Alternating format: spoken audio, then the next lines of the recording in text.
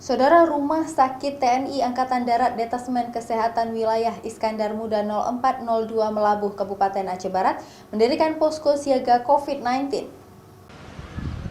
Rumah Sakit Teku Umar TK4IM 0702 Detasmen Kesehatan Wilayah Iskandar Muda 0402 Melabuh, Kabupaten Aceh Barat mendirikan posko siaga untuk penanganan pasien dalam pengawasan atau PDP COVID-19.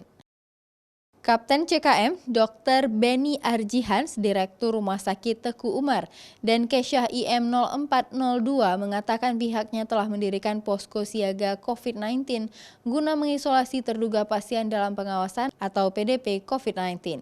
Hal itu dilakukan pihak rumah sakit tersebut berdasarkan perintah pimpinan agar membantu kesiapan pemerintah daerah setempat berdasarkan keputusan Presiden nomor 7 tahun 2020 tentang gugus tugas percepatan penanganan coronavirus disease 2019 COVID-19 virus corona.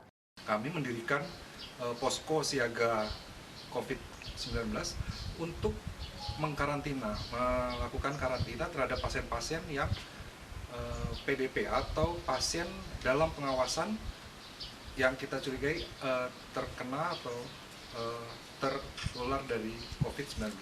Rumah sakit milik TNI itu akan terus melakukan koordinasi dengan pihak terkait agar bisa membantu pemerintah daerah dalam menangani permasalahan tersebut.